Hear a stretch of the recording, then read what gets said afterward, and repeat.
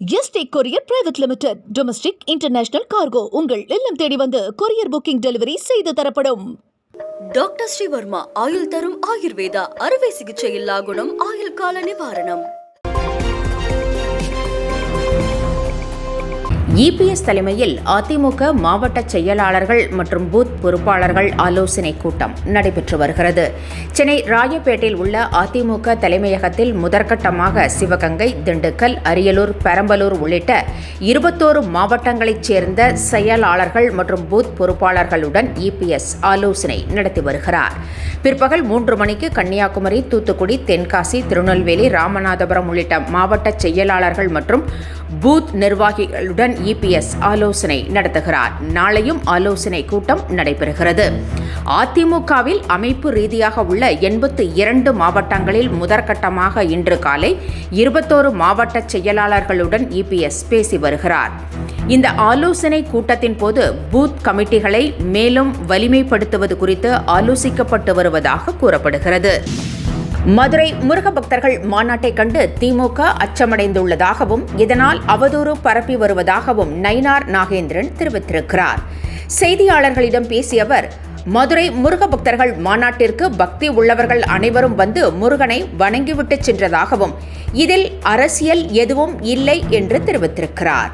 இந்த மாநாட்டிற்கு கிடைத்துள்ள வரவேற்பை பார்த்து திமுக அச்சமடைந்துள்ளதாகவும் அதன் காரணமாகவே மாநாடு குறித்து அவதூறு பேசி வருவதாகவும் நயினார் நாகேந்திரன் குற்றம் சாட்டியுள்ளார்.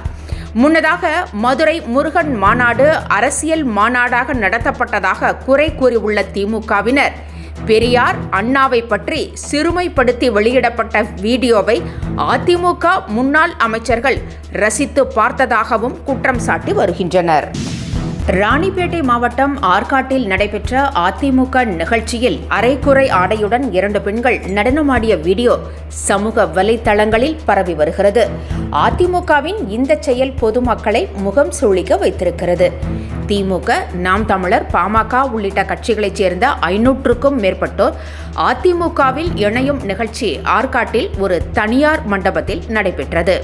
இந்த நிகழ்ச்சியின் போது முன்னாள் அமைச்சர்கள் சேவூர் ராமச்சந்திரன், KC வீரமணி ஆகியோர் முன்னிலையில் மாற்றுக் கட்சியினர் இணைந்தனர். அப்பொழுது அங்கு 2 பெண்கள் அரைக்குறை ஆடையுடன் சினிமா பாடல்களுக்கு நடனமாடி கொண்டிருந்தனர். இதை பார்த்த மூத்த நிர்வாகிகளே முகம் சுளித்து தலையில் அடித்துக் கொண்டு சென்றனர். மதுரை முருக பக்தர்கள் மாநாடு ஆன்மீக மாநாடாக இருக்கும் என்று எதிர்பார்த்து பங்கேற்றதாக முன்னாள் அமைச்சர் RB உதயகுமார் விளக்கமளித்திருக்கிறார்.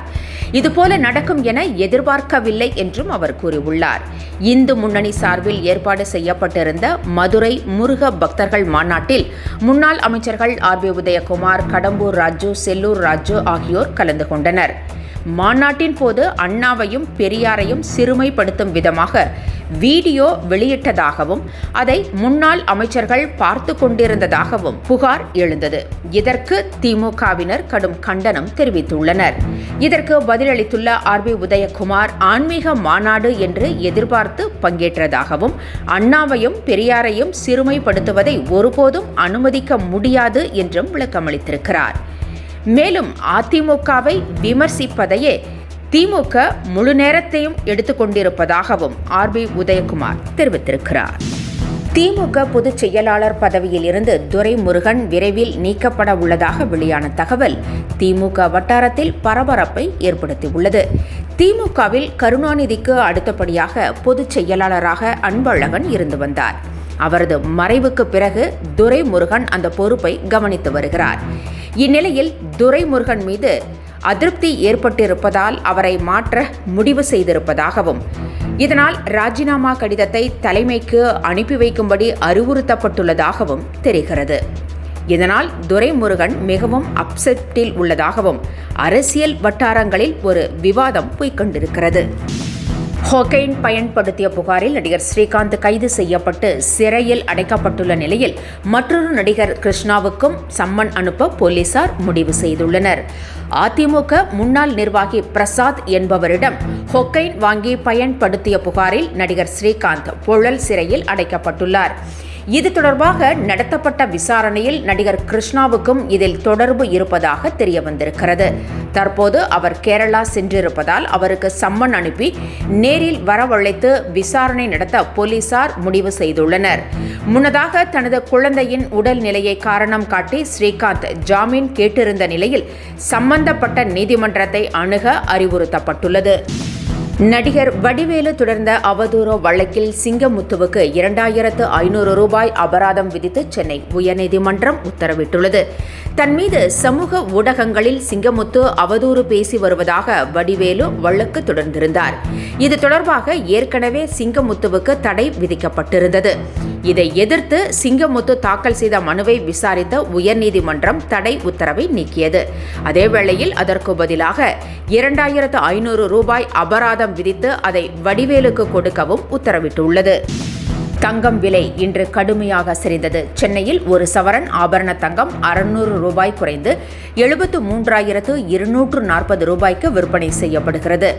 கிராமுக்கு 75 ரூபாய் குறைந்து 9,155 ரூபாய்க்கு விற்பனை செய்யப்படுகிறது.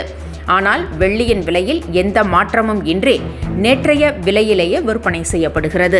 ST courier private limited domestic international cargo உங்கள் இல்லம் தேடி வந்து கொரியர் புக்கிங் டெலிவரி செய்து தரப்படும். டாக்டர் ஸ்ரீவர்மா ஆயுள் தரும் ஆயுர்வேதா அறுவை சிகிச்சை இல்லா குணம் ஆயுள் கால நிவாரணம்.